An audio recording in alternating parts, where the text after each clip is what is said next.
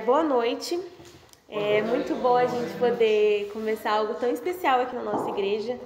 Eu acredito que nunca é demais a gente estudar a palavra do nosso Deus, nunca é demais entender um pouco mais sobre quem Deus é.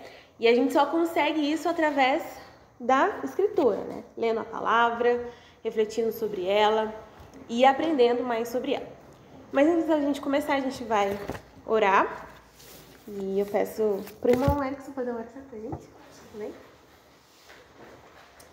Seu Deus, te agradecemos pela oportunidade, Senhor, de estarmos aqui na Tua casa, Pai, o melhor lugar que nós podemos estar. Tua palavra diz, Senhor, que mais vale, Senhor, um dia nos Teus átrios do que 1000 dias em outro lugar.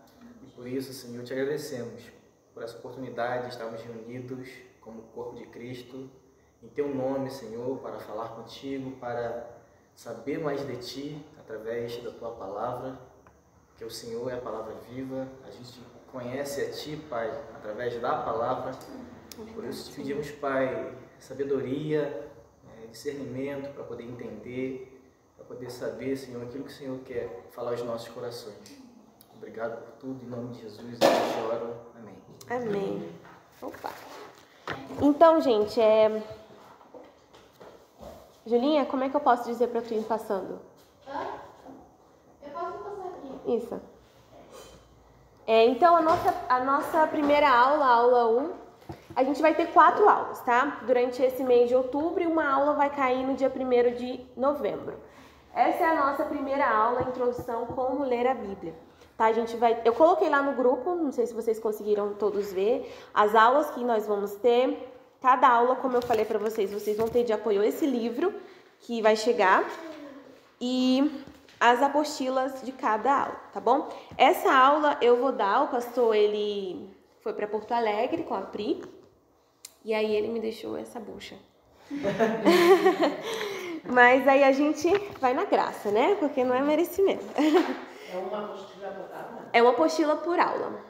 Então nós temos que estudar toda essa. Uhum. Glória a Deus. Bastante coisa pra gente ver. Mas tá, antes de começar, eu queria falar pra vocês, eu já estava refletindo no que a gente poderia conversar, e eu estava refletindo na minha trajetória em relação à Bíblia. A minha família não são cristãos, não são evangélicos, nem minha mãe, nem meu pai, nem a minha irmã, né, com quem eu fui criada. Então, eu não nasci em uma família cristã. Então, logo, a palavra não era uma realidade na minha vida. Né? Eu não acordava de manhã, não fazia um culto doméstico, não deitava à noite e olhava a Bíblia. Não tinha essa tradição, isso não era não era a rotina da minha vida. Quando eu era mais nova. E aí, abri uma igreja atrás da minha casa. E eu falei, vou começar aí. E fui. Mas foi muito difícil para mim manter algo que a minha família, né, não tinha todo esse apoio. Tipo, Manu, você fez seu devocional hoje? Manu, você leu a Bíblia? Eu nunca tive isso. Então, se eu não quisesse, simplesmente eu ia lá e não fazia. Né? Não tinha ninguém ali me cobrando, de uma certa forma até uma coisa boa quando a gente tem alguém, né, com a gente.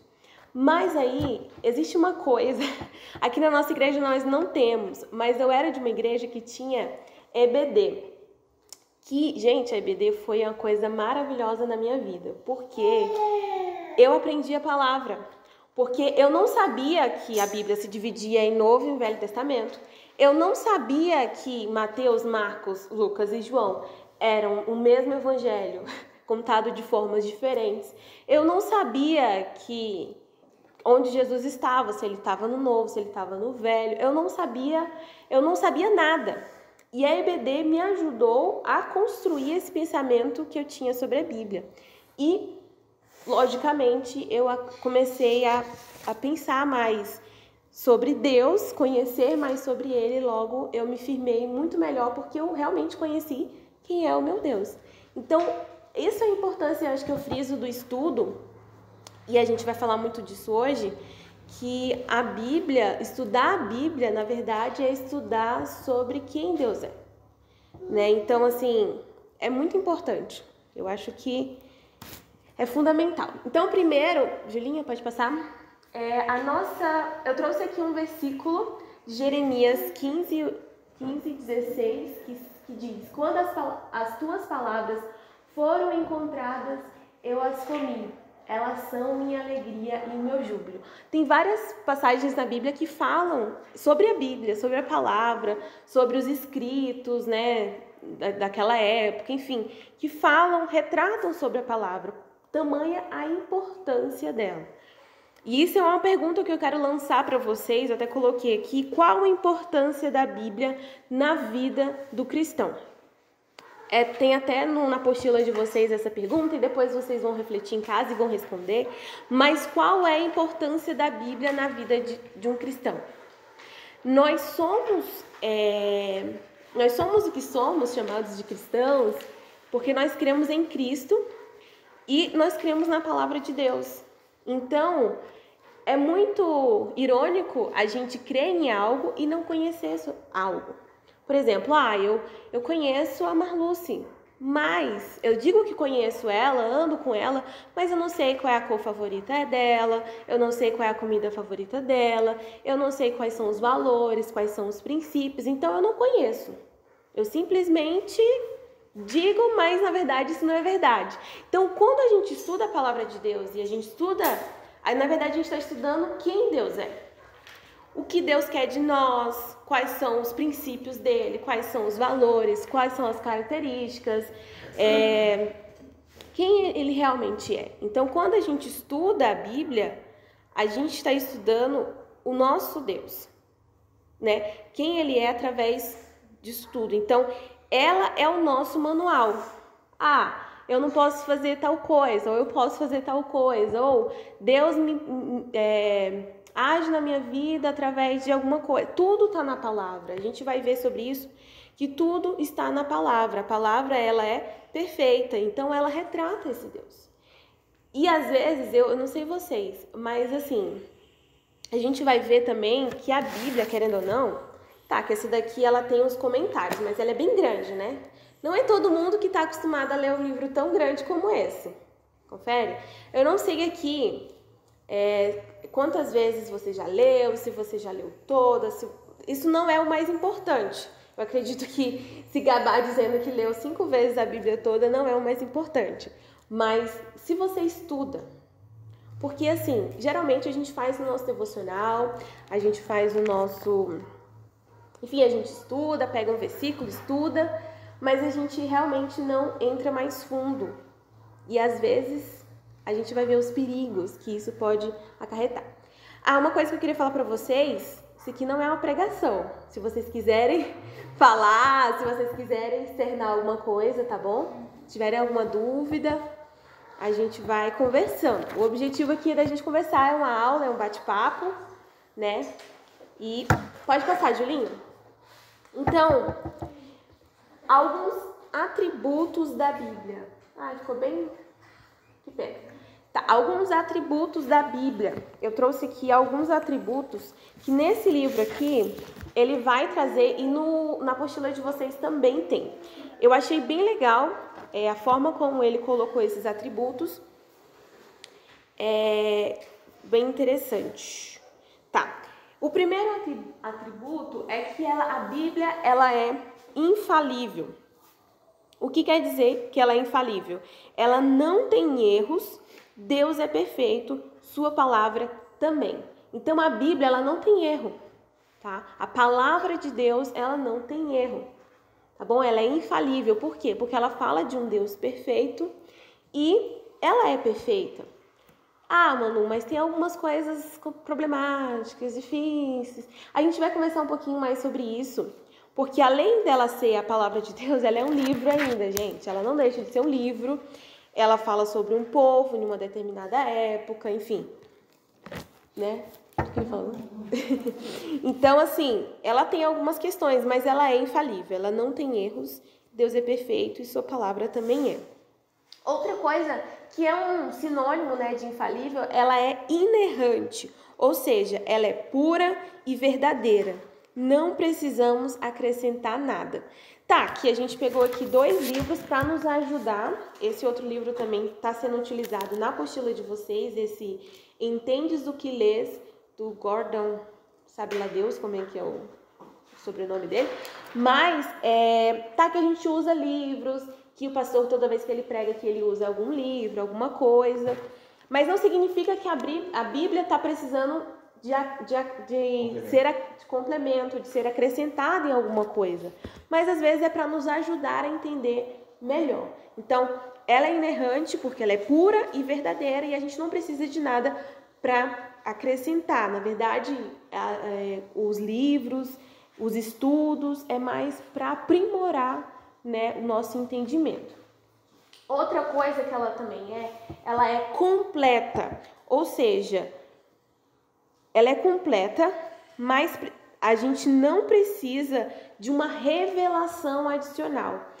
Tem muita gente que diz que a gente precisa de uma revelação, porque essa Bíblia aqui ela está ultrapassada e ela não serve para os dias de hoje. Então a gente precisa de uma revelação adicional. A gente precisa que Deus coloque alguém para poder escrever outra Bíblia. Não, mas a gente não precisa disso, porque ela é completa.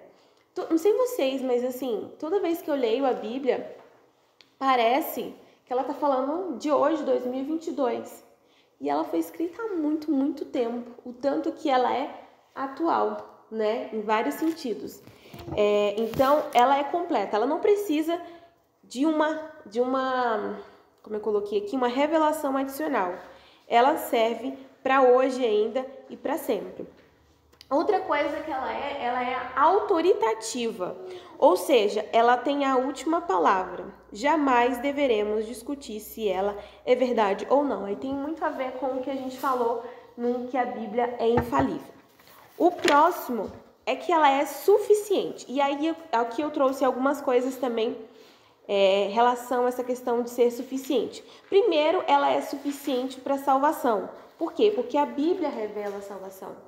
A gente só saberia que nós somos salvos, que Jesus morreu por nós, se ela existisse. Porque se ela não existisse, claro, talvez Deus ele mandaria de uma outra forma, tá? Mas ele mandou um livro para revelar a sua palavra. E é através dela que nós sabemos quem Jesus é, a salvação em Cristo. Então, ela é suficiente nesse sentido. Ela é também suficiente para a perfeição, porque ela nos ajuda a buscar pela santidade e instrução e repreensão. Quantas vezes a gente já não leu a palavra e a gente foi instruído, a gente foi repreendido, né? E isso está dentro do processo de busca pela santidade. Vocês estão entendendo? E outra coisa, ela conta o passado, o presente e o futuro, né? Isso também é bem completo. É sempre atual. É verdade. E ela é suficiente também para a esperança, porque a Bíblia é a fonte de paciência e conforto. Então, na Bíblia, a gente, como eu falei, a gente consegue ver nosso Deus falando através das Escrituras e ela é essa forma de nos confortar, né? Quantas vezes a gente não faz um devocional, a gente não faz aquele momento com Deus e ela é perfeita nesse sentido. Acho que ficou cortado ali. E outra coisa, ela também é eficaz. Ela fará o que promete. Ouvir a palavra de Deus não é só ouvir palavras. Isso aqui eu achei muito legal que ele fala nesse livro, porque ele fala que a palavra de Deus ela é eficaz. Ela não é aquele produto que a gente compra, que o vendedor faz um baita de um marketing, né? Fala assim, olha, esse negócio aqui vai dar certo. E aí você vai lá, compra e não dá certo. A Bíblia não. A Bíblia ela é eficaz. Se ela disse, se Deus disse, vai cumprir. Então, ela é eficaz. E por último, mas não menos importante... Na verdade, não é ela eficaz, é Deus. A palavra de Deus. A palavra que está escrita ali. Exatamente, exatamente.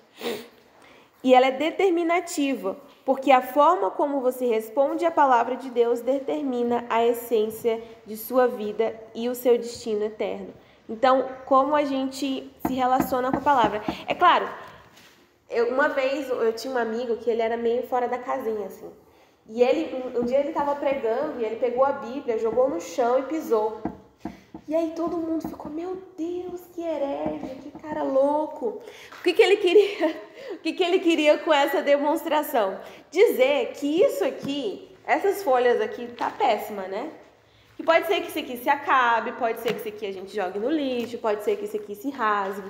Mas não é o livro em si, é o que está escrito dentro dele. Né?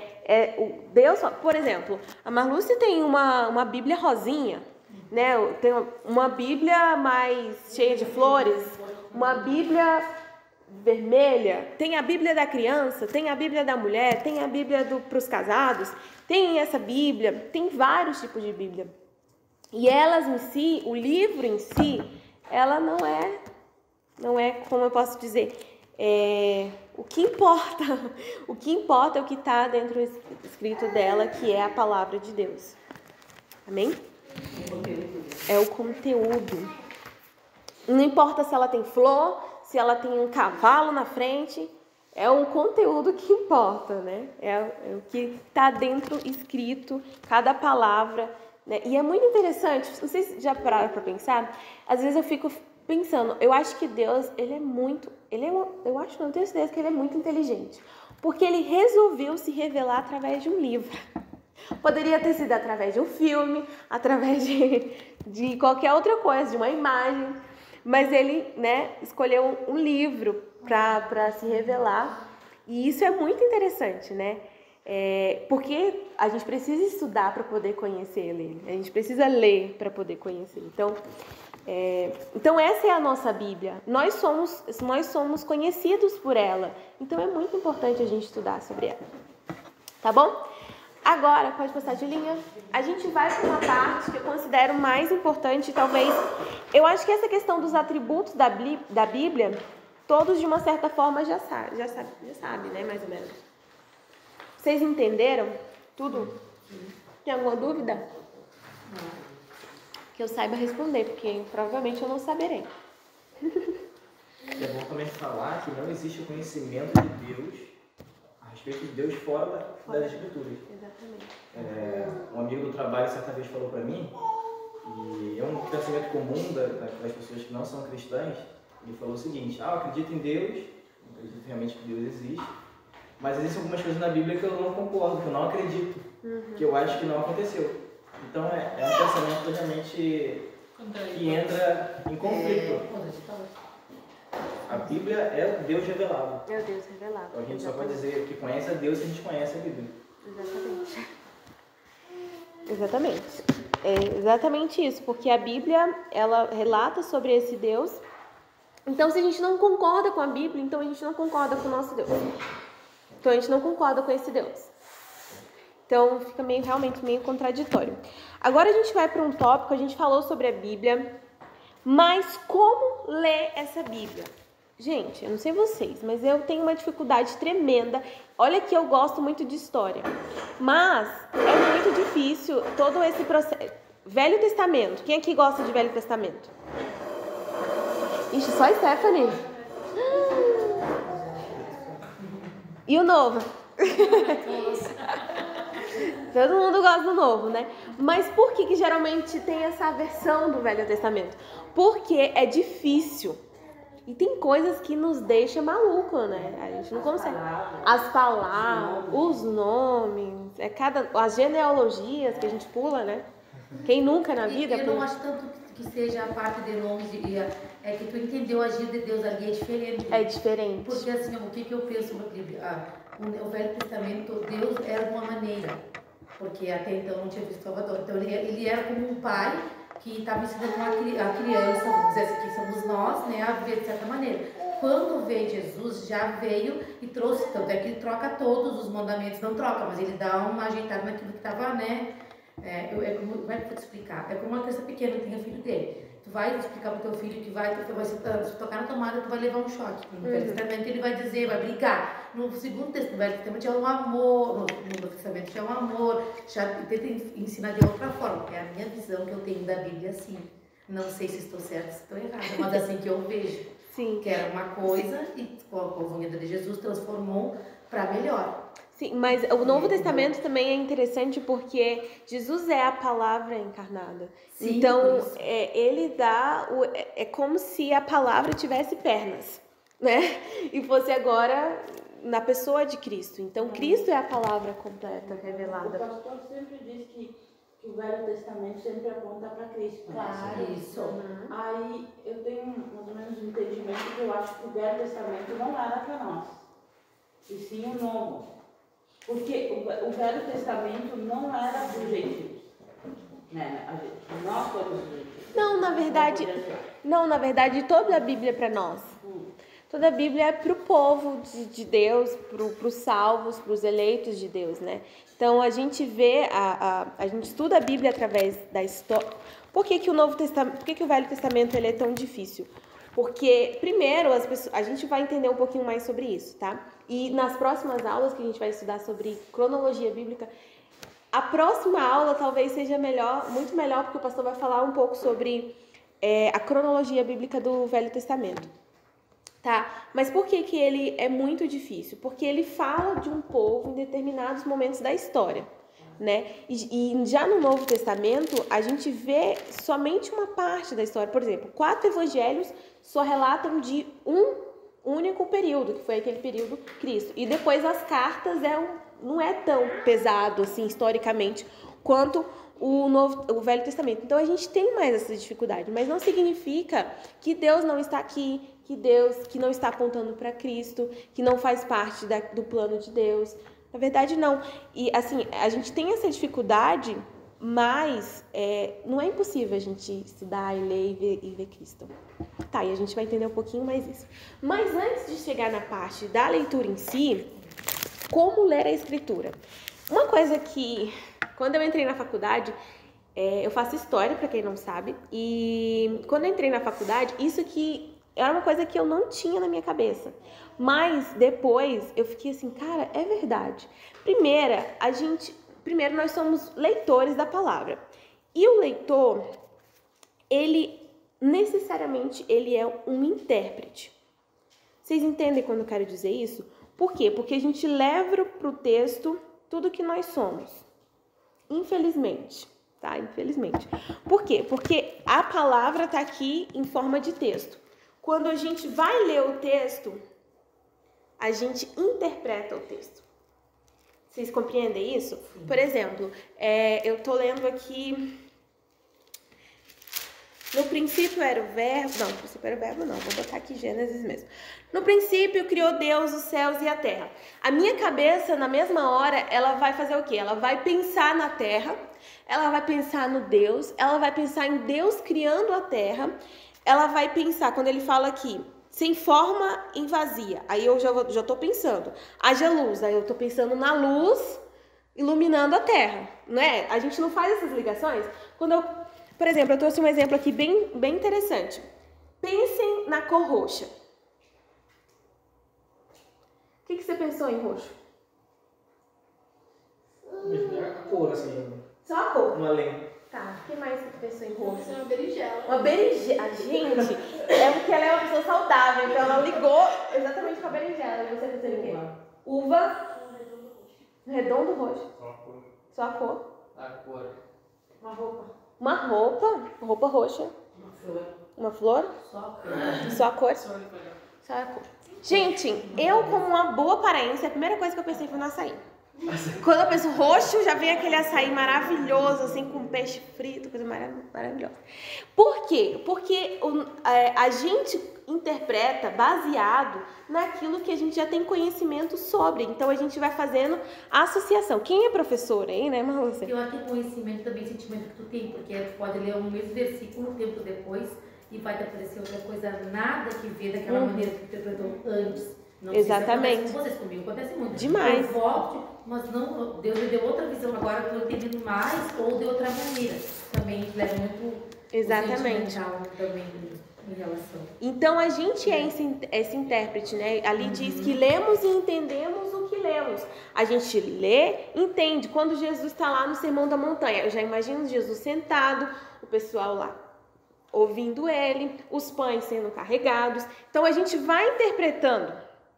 Quando a gente vê um filme, alguma coisa, a gente vai criando histórias na nossa cabeça. Então a interpretação de texto, ela é muito importante e a gente vai aprofundar mais um pouquinho nela, porque isso é muito perigoso quando a gente coloca muito de nós na palavra. Quando a gente quer forçar que a palavra seja algo que ela não é, né? E a gente coloca muito da nossa cultura, das nossas ideias. Por exemplo, ela pensou numa berinjela, eu já pensei num açaí, né? Ela já pensou numa flor, talvez mais delicada. Então a gente coloca muito da nossa interpretação dentro da Bíblia, né? E isso é bem perigoso, né? Porque a gente atribui os textos características estranhas a ele, porque a gente acaba colocando muito dentro dele algo que ele não é. Eu vou ler uma parte do livro aqui que ele fala exatamente sobre isso. É muito interessante esse livro, pena que ele é muito caro. E é do pastor, né? Então, não precisei comprar. Mas, página 25, ele diz o seguinte: a primeira razão por que precisamos aprender como interpretar é que todo leitor, quer queira, quer não, acho que vocês podem acompanhar na apostila de vocês. Sim, quer queira ou quer não, na parte leitor quanto intérprete, é ao mesmo tempo um intérprete. Ou seja, a maioria de nós assume que quando lemos, também entendemos o que lemos. Temos também a tendência de pensar que o nosso entendimento é a mesma coisa que a intenção do Espírito Santo ou do autor humano. Apesar disso, do mesmo modo, levamos para o texto tudo quanto somos, com todas as nossas experiências, culturas, entendimento prévio, palavras e ideias. Às vezes, aquilo que levamos para o texto nos desencaminha ou nos leva a atribuir ao texto ideias que lhe são estranhas, mesmo quando isso não é a nossa intenção. Então, isso é muito perigoso. Por isso que é tão importante a gente aprender a como ler a Bíblia.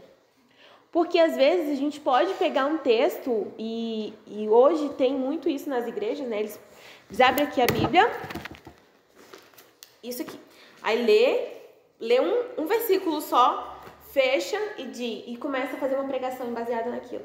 E a gente sabe que a Bíblia não é isso. A Bíblia é um livro, ela tem capítulos, ela fala sobre um povo num determinado tempo, de uma história, num ano. Então, isso tudo a gente tem que considerar. A gente não pode só pegar a Bíblia e versículos isolados, né? A Bíblia é muito mais do que isso. Então, é muito perigoso. Então, por isso que a gente precisa aprender a como ler. Eu coloquei aqui um exemplo que eu até compartilhei com alguns irmãos aqui, que um tempo eu fui vegetariana por 3 anos.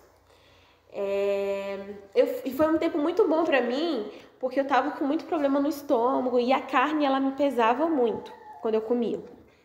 E aí, teve um dia que eu cheguei na igreja, eu falei com alguns amigos lá de Jacundá, eu falei pra eles, eu virei vegetariana. Aí um amigo me olhou assim, tá bom. Aí saiu. Aí depois, no outro dia, ele me veio com um versículo, com um texto, que está lá em Romanos 14, que diz o seguinte. Eu fiquei apavorada, né? Vamos lá. Lá em Romanos 14, no primeiro versículo, ele fala: acolhei o que é débil na fé, não porém para discutir opiniões. Um crê que tudo pode comer, mas o débil come legumes. Alguns dizem na Bíblia, o fraco na fé não come carne. Aí ele falou assim pra mim, imagina só, você é fraco. O fraco na fé só come legumes, né? Tá escrito débil. Isso. Aí eu fiquei apavorada, eu cheguei em casa, fiquei tão triste. Falei, mãe, o que tem de carne aí pra eu comer? Mas é sério. E aí, eu comecei a estudar com o Rafa teologia, um tempo a gente fez, e aí, gente, a gente leu esse texto quando a gente estava estudando, mas o sentido do fraco na fé, quem era fraco na fé? Eram os judeus recém-convertidos, né? E eles não comiam carne, era uma prática deles não comer carne. Então, eles ainda estavam nesse período de transicionar para o cristianismo, eles estavam indo para o cristianismo, né? E eles não comiam carne. Então, assim, Paulo está dizendo, olha, não julgue seus irmãozinhos que agora que eles estão crescendo ainda na fé, porque eles não comem carne. Pode ser que mais para frente eles venham comer ou não, enfim. Mas o fraco na fé, porque ele, no sentido de ele ainda está caminhando na fé, ele ainda está crescendo na fé. E aí, quando eu estava lendo, eu lembrei desse exemplo. Quantas vezes a gente não usa o texto da Bíblia para legitimar um pensamento totalmente errado? Porque a gente teve uma leitura errada, né? Sim, não, mas eu entendo. Não, eu entendo. Por exemplo, na hora que ele me falou, eu acreditei piamente que eu era uma fraca na fé, eu era uma débil, porque eu só comia legume. Mas não era isso que o texto queria dizer, entende? Então, quando a gente estuda a Bíblia, quando a gente vê o contexto, a gente vê o contexto histórico, a gente vê o conteúdo, a gente entende realmente o que ela quis dizer, né? E outra coisa que a gente vai falar é que a tradução da Bíblia é uma forma de interpretação. Isso aqui é muito... É bem complicado, assim, porque a Bíblia, essa em português, ela foi traduzida. E as pessoas que traduziram, por exemplo, quem traduziu essa? Eu não vou achar aqui de rápido. Mas quem traduziu essa Bíblia, ela teve que fazer escolhas. Almeida. Mas ela teve que fazer escolha. Por exemplo, a palavra saudade. Saudade é uma palavra que só nós temos. Imagine se a gente fosse escrever um livro que tivesse o nome saudade lá para os chineses. Provavelmente ele ia ter que usar outra palavra para poder significar o que seria saudade, mas não seria no sentido completo como a gente entende saudade. Então, a Bíblia, ela foi traduzida. Então, os tradutores, eles tiveram que fazer escolhas de algumas palavras, né? E por isso que a gente vai falar no final, que é muito importante a gente não ter só uma tradução, a gente ter várias traduções. Uma boa tradução, tá? Que nos ajude, principalmente aquelas que têm comentários, aquelas que falam... Por exemplo, essa aqui é bem bacana, apesar dela ser bem difícil, ela é bem bacana porque cada livro, ela fala o contexto, o autor, a data, a unidade, ela fala do tema, quem foi que escreveu. Então, isso é muito importante, a gente ter uma boa tradução na hora de fazer a leitura. Então, a minha do seu contexto, do seu contexto do que estava acontecendo. Isso é muito importante. Para começar a ler aquele livro. Uhum. Tem um pastor que eu sigo nas redes sociais que ele fala que tem uma passagem bíblica que diz que quem crê em Deus, nada faltará, né? Que está escrito na tradução. Mas a tradução real significaria que quem crê em Deus, nada terá falta. Que aí é diferente do que nada me faltará. Nada terei falta. Uhum. Que é diferente. Ele explica. Que nenhuma coisa vai nos faltar, ou que Deus não vai nos faltar. Algo assim, né? Isso. Exatamente. Que nós não sentiremos, em Deus nós não sentiremos falta. Nós não de nada. sentiremos falta. E não que nada nos faltará. Como Em relação a coisas. Exatamente, que é muitas vezes colocado, né? Então, assim, mano, mas então a gente não deve acreditar na Bíblia? Não é isso. É que a gente também, na hora que a gente for estudar, é muito importante a gente ter várias traduções, a gente ler os comentários, a gente pesquisar, porque é importante. Claro, esse autor desse livro, ele fala uma coisa bem interessante. Não significa que a gente está querendo tirar a sua leitura devocional. Isso tipo assim, eu vou fazer uma leitura ali do Sermão da Montanha rapidinho. Enfim, Deus vai falar com a gente, né? É óbvio que vai. Mas é muito importante a gente ter essa cultura de estudar, de pesquisar. É muito importante, né? Pode passar, Júlia? E aí, gente, tem uma questão na Bíblia que ela é o seguinte, eu coloquei aqui diferente, mas na verdade é o que ela é de fato. Primeiro, ela é uma relevância eterna, pois algumas pessoas acreditam que a Bíblia ela só tem uma relevância eterna, apenas proposições para ser cridas e obedecidas. E tem gente que acredita que ela é só um livro meramente humano, ou seja, um livro histórico. Então, gente, qual essas duas está certa? Nenhuma. As duas, na verdade, fazem parte de quem a Bíblia é. Ela é um livro que é a palavra de Deus, ela é a revelação de Deus, né? Deus se revela através dela. Quando a gente lê, é uma coisa maravilhosa, é o Espírito de Deus falando com a gente, mas ela também é um livro histórico, no sentido de ela tem uma história, né? Não que ela é simplesmente um livro científico. Não, ela não é um livro científico. Ela é um livro que tem personagens que faz parte de uma história. E qual é a nossa obrigação? Qual é a nossa obrigação no sentido? O que a gente tem que fazer ao estudar ela? A gente tem que ver Deus agindo através da história. Porque, gente, o Velho Testamento é vendo Deus agindo através da história. Olha a história do povo de Israel. Se a gente não lê e vê Deus nisso, então a gente leu errado, né? Porque é muito lindo ver a história, Deus se movendo através da história e a história do seu povo. Então, ela é os dois. Ela é não no sentido de uma proposição de ser obedecida e crida, mas ela é a palavra de Deus e o Espírito Santo fala através dela. Quer tocar? Pode passar. É importante falar também, mano, que a Bíblia não é algo não foi escrito por homens falando sobre Deus, mas Deus utilizando de homens para falar sobre ele mesmo. Falar sobre ele mesmo. Muda toda a perspectiva. Exatamente. E tipo assim, a nossa história, ela também, eu não sei se vocês pararam para pensar em onde vocês estão hoje e como vocês estavam antes. A nossa história também é uma forma, nosso testemunho de vida, tudo que nós passamos, também a gente consegue perceber Deus em todas essas etapas. Imagine esse povo que viveu nesse momento, também Deus estava presente ali em cada momento. Então, é um livro que fala sobre um povo, que fala sobre uma cultura, que fala sobre um tempo determinado, mas é a palavra de Deus, porque Deus está ali. E como o irmão falou, é inspirada por Deus para que a gente possa, ler, enfim, e ser transformados por ela. Amém. Duas coisas importantes, para a gente fechar essa parte do leitor como intérprete. Primeiro, Deus, para comunicar a sua palavra a partir das condições humanas, escolheu fazer quase todo tipo de comunicação possível. Isso aqui vai ser na próxima aula, o pastor vai falar sobre que na Bíblia, gente, a gente tem vários tipos de comunicação.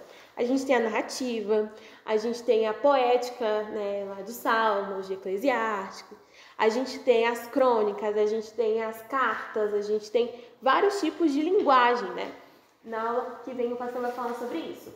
E 2, a palavra de Deus para nós foi primeiro a palavra de Deus para aquelas pessoas. A escrita deveria ser uma linguagem que elas fossem entender. Então, gente, antes dessa palavra, antes dessa Bíblia chegar na nossa mão, ela foi palavra de Deus para aquelas pessoas naquele momento. Então, a forma como ela foi escrita, a forma como ela foi organizada foi para que eles pudessem entender também. Então, isso é uma coisa importante para a gente ter em mente enquanto a gente está lendo a Bíblia. Muito bem. Agora, a gente vai mais para a parte prática e a gente já está encaminhando quase para o fim, tá?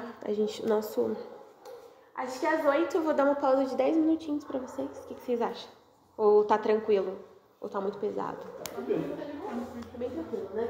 Então, gente, a tarefa de interpretar a Bíblia, eu falei várias coisas aqui. Eu falei que a Bíblia, a gente falou os atributos dela, falou que nós interpretamos a Bíblia, querendo ou não, e a gente tem que ter esse cuidado, mas a tarefa de interpretar a Bíblia da maneira correta envolve 2 níveis.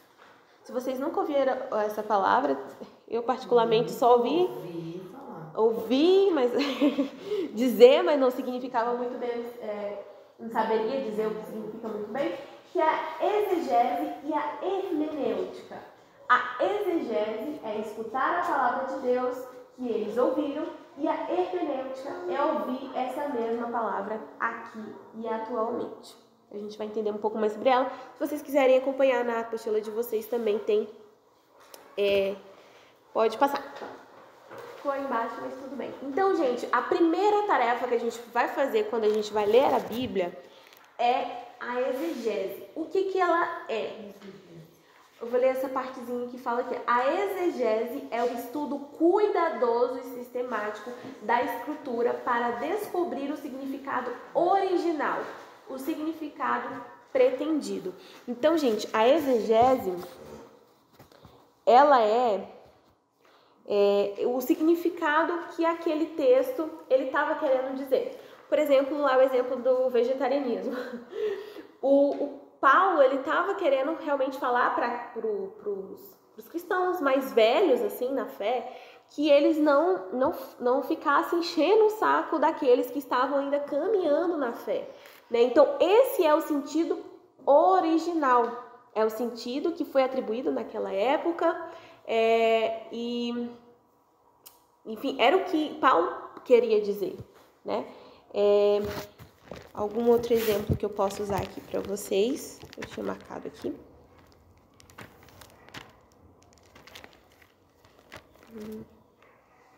Vocês entenderam essa parte da exegese? Então, a exegese, acho que eu não marquei, esqueci de marcar. Mas a exegese, ela é esse estudo do sentido original do texto, tá? É do que eles queriam dizer quando eles escreveram. Então, tem todo um contexto histórico, a época, a cultura. Então, quando a gente vai ler o Velho Testamento, por exemplo, a gente entender como é que era a cultura do povo de Israel. Como é que eles eram organizados. Uma coisa que eu adoro muito, acho que é em Números, se eu não me engano, ou é em Deuteronômios, que Deus fala um monte de coisa para eles, tipo, olha, não juntem lixo, a questão do mofo, não coma carne de porco, por exemplo.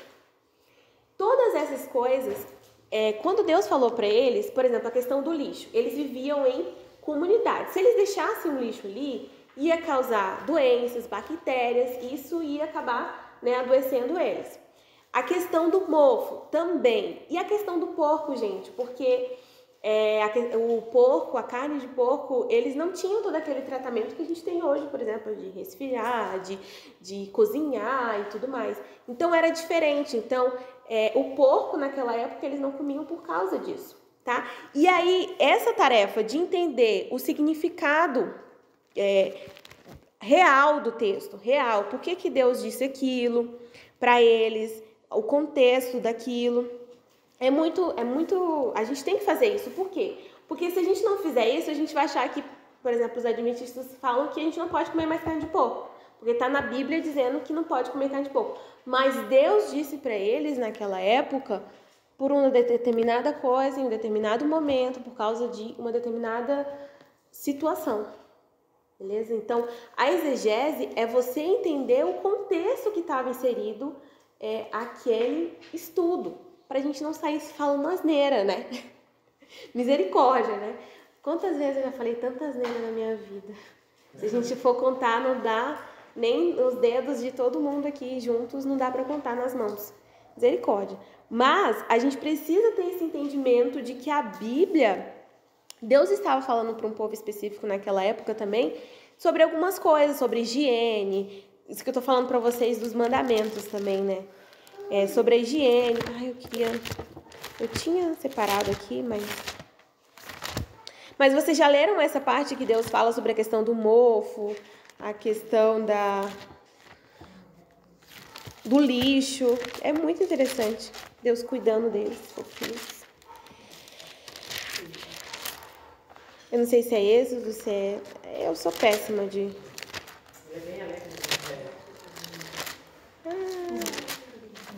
Tá, gente, não vou lembrar aqui. Ué, Gênesis. Sabe onde é? Não lembra? Tá, mas enfim, é só um exemplo para mostrar para vocês que a palavra ela tem um contexto histórico. Ela tem uma época, ela tem uma cultura, ela tem fatores geográficos, topográficos, políticos. Isso aqui também é muito interessante, porque todo esse povo, ele estava vivendo um momento político, né? Jesus lá com os romanos, aqui o pessoal sempre sendo escravizado. Então, tudo a gente tem que pensar nesses fatores. Eu sei que é complicado. Tipo assim, às vezes a gente só quer ler a nossa bibliazinha, bem tranquilo. A gente não quer pensar nisso. Mas é importante pra gente... Pra entender e pra não falar asneira, que pra mim é a pior parte. Eu tenho que lembrar só uma coisa. Eu acho importante também esse negócio de saber o contexto, saber o conteúdo histórico, porque muita gente usa muito versículo fora de contexto. Exatamente. Pra fazer alguma coisa ou atacar uma pessoa na internet. Então é muito bom saber o contexto histórico e o conteúdo. Pra, tipo, também se vê alguma pessoa falando uma coisa, falar, mas tem isso, aquilo, aconteceu isso naquela época. Então eu acho importante esse negócio de conteúdo histórico saber.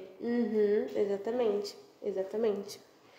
Até para entender o que Deus queria falar naquele momento para aquele povo, para nós utilizamos a nós, mas eles... porque muitas perguntas, por que Jesus usava parábolas? Porque naquele tempo fazia sentido. Porque todo o contexto histórico daquela época faria mais sentido. Hoje seria diferente, óbvio, gente, mas falando da Bíblia, a Bíblia seria nova a cada dia. Ela faz sentido ainda, mas naquele tempo foi tirado por um motivo. O Velho Testamento é a mesma coisa, e muitas coisas ali que só vão entender só lendo e entendendo o contexto histórico. O histórico, como você fala, entra tudo. E é muito importante isso, porque eu sempre quando eu li, eu falava, nossa, Jesus é um ótimo professor, né? Porque ele falava para Pedro, que era um pescador, ele usava uma parábola, uma metáfora falando sobre peixe, falando sobre pesca. O que ele queria com isso?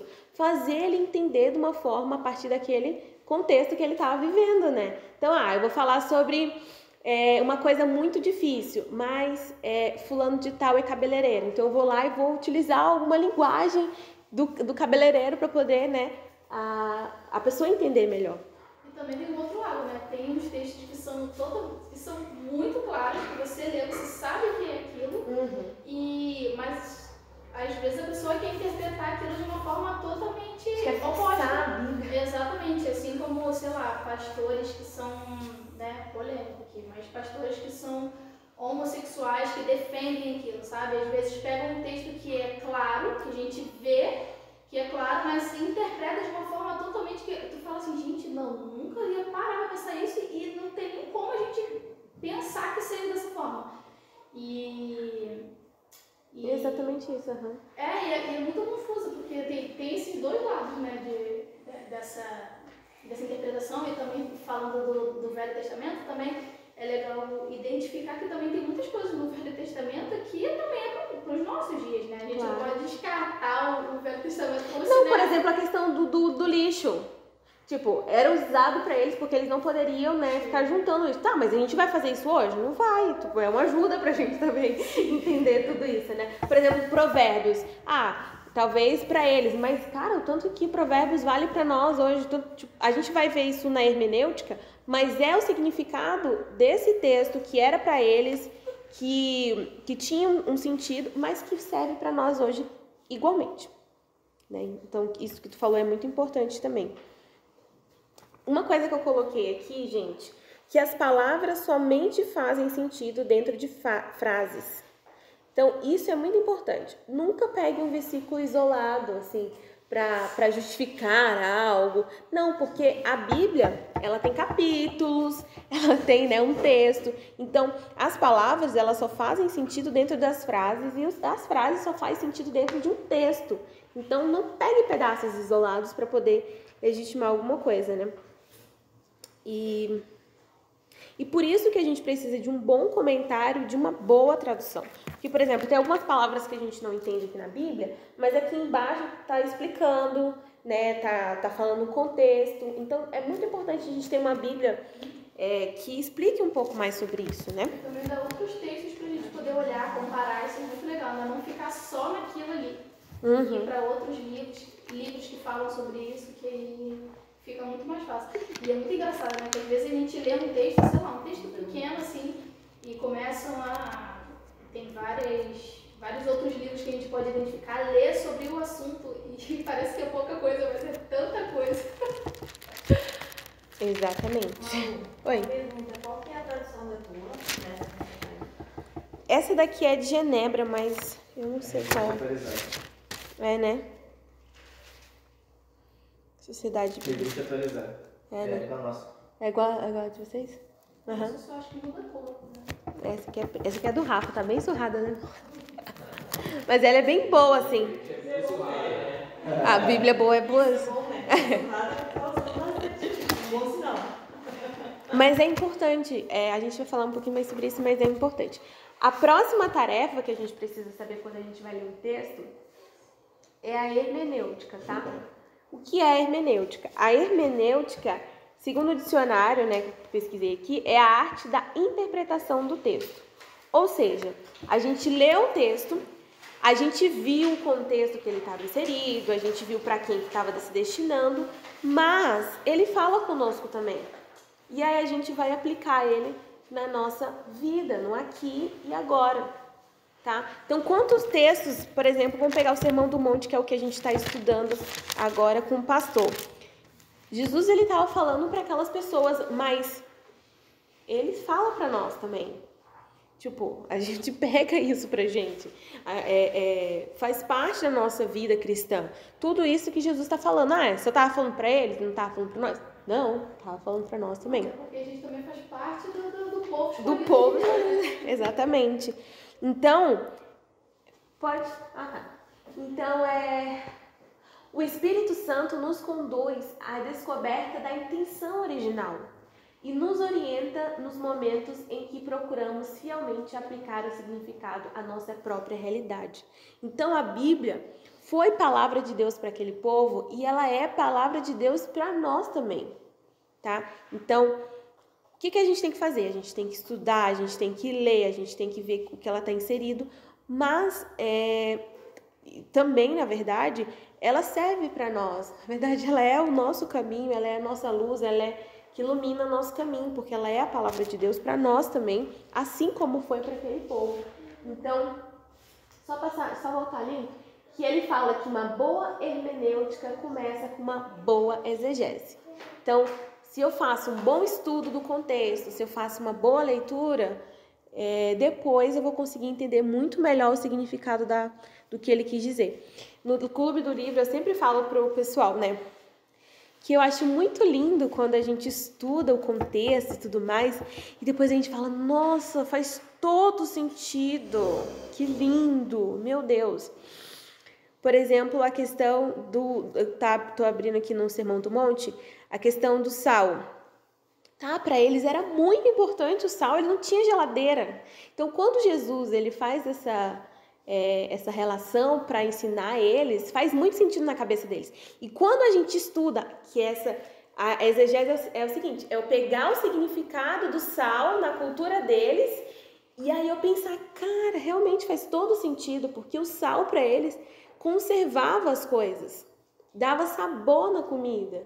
Então, realmente, é isso que nós temos que ser. Pessoas que conservam a palavra e que dá sabor.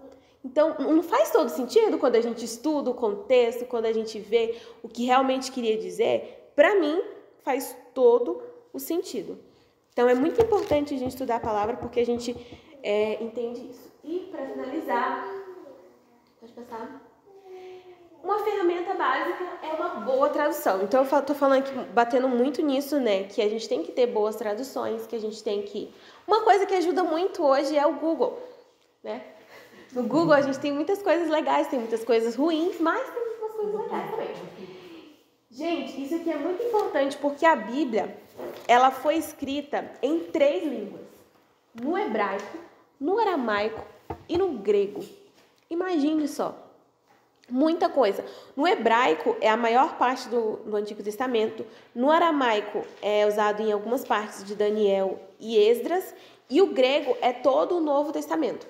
Então, por isso que a gente precisa de uma boa tradução. E assim, eu só tenho uma Bíblia, tá bom. Mas aí a gente tem que ter pelo menos duas. Duas tá bom. Para a gente poder comparar as traduções, né? E fazer um estudo muito melhor do vocabulário da Bíblia, né? Do sentido. Então, a escolha de uma boa tradução aliada a um bom comentário é sempre muito importante. A melhor tradução é aquela que permanece fiel à língua-alvo e à língua-fonte. A língua-alvo é a língua para a qual se traduz um texto, ou seja, pegou a Bíblia em grego e está traduzindo para o português. Essa é a língua-alvo. E a língua-fonte é a língua que é a original, por exemplo, o grego. Então, quando a gente preserva esse sentido, tanto que foi escrita no grego e agora é escrita no português, por exemplo, aí sim a gente tem uma boa tradução. Por isso que a gente tem que procurar, tá? Então, o grande objetivo da tradução é tornar os textos acessíveis para os falantes que não conhecem as línguas originais. Tenho certeza que ninguém aqui sabe falar grego, aramaico ou hebraico. Até trava a língua de falar. Mas por isso a gente precisa de uma boa tradução, de um bom comentário para a gente estudar a palavra. E eu reforço que a gente precisa. Porque se a gente quer dizer que nós realmente que nós conhecemos a Deus, que nós somos amigos deles, que nós somos filhos dele, então a gente precisa conhecer ele. Porque, por exemplo, eu sou filha da Marta. E aí eu não sei nada do que ela gosta, então eu não conheço ela de fato, eu não sou filha dela de fato. Então eu preciso conhecer para dizer que eu realmente sou filha. Porque senão eu estou sendo uma filha muito fajuta, né? Então, na próxima aula, que vai ser com o pastor, ele vai falar um pouquinho para vocês sobre a linguagem desses textos. E, deixa eu pegar aqui... Alguém não recebeu a apostila? Deixa eu só ajudar aqui com vocês.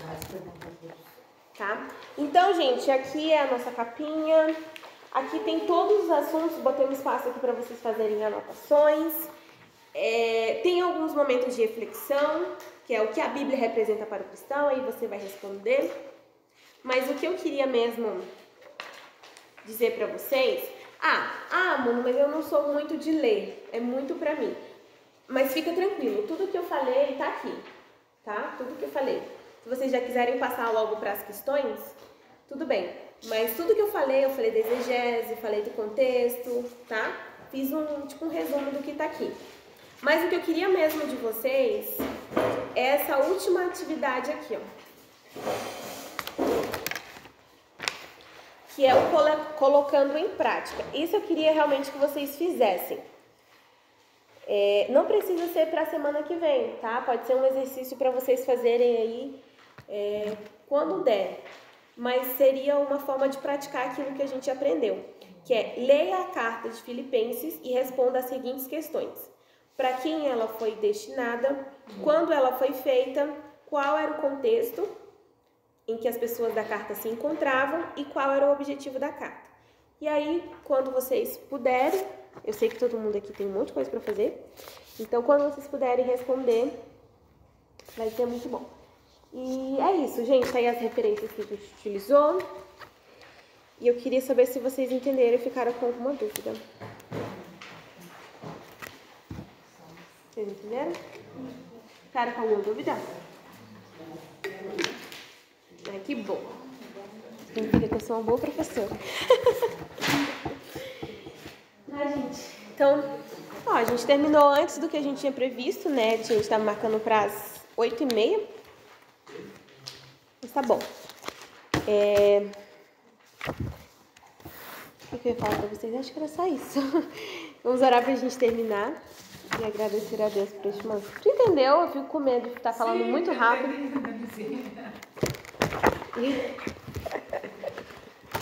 O desafio, né? Ai, que bom. Tá, vamos orar então para que Deus nos desperte, nos dê misericórdia, né? Porque eu tenho muito medo não sei vocês, mas eu tenho muito medo de falar sobre sobre a palavra de Deus. Porque é muito complicado isso, né? Eu tenho tanto medo de falar besteira. Responsabilidade. Acho que todo É mundo muita tem res- esse medo. É muita responsabilidade. Não, nem todo mundo tem temor. Eu tinha explicado uma vez, esse dia com meu colega, Se temor? sobre como o pecado, né, como entrou na Terra. Uhum. E eu tava, mas você não vai vir, você tocou na minha cabeça. Eu tava com muito medo, tipo, de explicar sobre gente, sobre... Eu acredito em muita gente que não tem temor. Que chega aqui na frente, não tô falando aqui, mas assim, em outras igrejas, e simplesmente falam. Tipo, não estudam, não, né? Só falam, né? Então não tem o temor. Mas é muito importante esse temor de saber que, cara, que responsabilidade, né? A gente chegar aqui e falar sobre Deus. Meu Deus do céu. Muito Deus, muito Deus. Então tá, gente. Vamos orar pra gente finalizar.